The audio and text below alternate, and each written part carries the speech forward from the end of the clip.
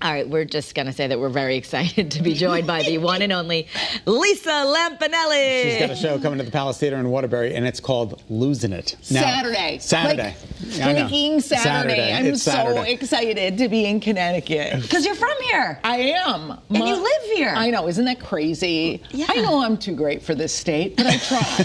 No, I love it here. Isn't it weird how you end up always coming home? Yeah. Yeah. You know? Absolutely. Where are you originally from? Long Island. Oh, Yeah. Don't go back there. No, I'm not going. No good can come of that. I'm not going back there. I'm originally from Detroit, so I stayed too. But we did spend similar time in similar places. BC is where I always wanted to go. Boston College, you didn't get in? I got in eventually, but No, then you they didn't. yes, then they said I had to be a transfer student because there's no on-campus housing. Oh, that'd be terrible. Terrible. Then I went to Syracuse. Oh, okay, well, I went there too. Yeah. And then I graduated without honors of any kind. I was a terrible student, and I had classes Tuesdays and Thursdays, so I could skip every class and just Now, barely. journalism? Yeah. No, and then you became a comedian. Hey, listen, I'm a multi-layered person. I was a journalist for Rolling Stone and for Hit Parader back in the 80s when hair bands were cool. Yeah. Then I became a comedian for 31 years, wildly successful, terrific comedian. And now I'm a storyteller and I help people. I change their lives through humor. Yeah, I actually, you were known for being a really good insulter, and you've Like gone the from best the best ever insulter to inspire. You're like a life coach now. Listen, let me tell you something. This life coaching comes in very handy when you're dealing with an audience, because my show has to do with weight and food issues, obviously things I've struggled with my whole life. So in the Q&A afterwards, when people ask questions about their struggles, I'm like, oh, I can actually help them maybe figure out a little direction they should go in. And the thing about the show is, what's great is I'll never probably do anything that isn't funny, right? But it can also have a little bit of a heartfelt message to them to like themselves. You sneak it in. You're sneaking it in. Yeah, I always say that. You just sneak in, love yourself. Right. Love yourself without saying it. Were you always heavy as a kid, as a child? No, I don't know what happened. Well, I actually do know. Through writing the show, I figured out I went away to college, and I had like the best high school experience. I was just like totally normal, had a good time, wasn't overly popular or underly popular. You went to high school here in Connecticut? St. Joe's in Trumbull. And I ended up going, okay, I'm in college, I'm totally lonely, and food was my friend, because I grew up Italian, and my mother's house was the original Olive Garden, unlimited soup, pasta, breadsticks, salad, all day, every day. In fact, it still is.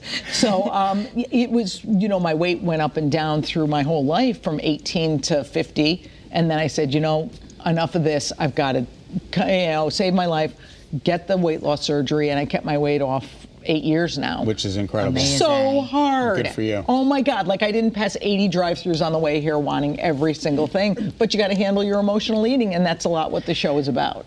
But it's funny, because that's what you're saying. That you don't like it when comedians kind of just go off and then they get all serious with the message. I don't mind when they do it, because that's not me, but the person who helped me put the show together was like, don't worry about the funny, because it always can come out. Right. And it always does come out. And honestly, I used to have, in insult comedy, I was sort of like that chick who always had a punchline every 6 seconds. Now it's maybe every 10. So I'm like, okay, now right. this is real. I was wondering, I'm like, are you still going to be, because I want to go and I want to laugh. Yeah. That's the thing. I think one of maybe my only gift is that I can lighten up hard situations. Right. And that's why I think, this is a hard issue for a lot of people. People struggle with their looks and body acceptance and all that stuff. And like we can, by telling stories, the four of us on stage in the show, can kind of lighten it up for people a little. But you went through a hard experience, and that sort of just gave you an epiphany and shifted everything that you're doing. Tell us about that. Yeah, well, it ended up, my father, when he did pass away, this is about 5 years ago, I was like, oh, I miss that service. When you help take care of somebody. I luckily had a brother and sister who we were like in there, man. And I missed having that little bit of service. And stand-up's for me at least, was very self-centered. It was just about always like, oh, accolades, fame, this and that, free shoes. And you're like, well, there's more to life than that. And it kind of helped me go, oh, I have to do something that does have more of an open heart towards other people. So now everything I do, it helps them and it helps me. It can't be one-sided. Okay. Because if I did it all for them, I'd be the sacrificial lamb. No, you have to do something that fills your soul and theirs too. There's a couple of things that you do. The first, that you raised $130,000 for the gay men's health crisis during season 5 of Celebrity Apprentice I know, I killed it. was incredible. I know, I love that. So thank you so much for doing that. Well, I will say, after I took my 75% cut, it was really not.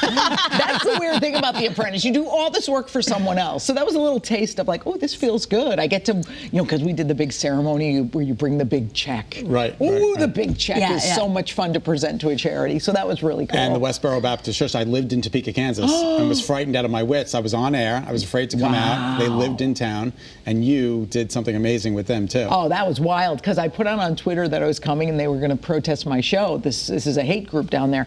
And I said, okay, for every one of you who show up, I donate $1,000 of my money to the gay men's health crisis. I'm thinking 20 are going to show up.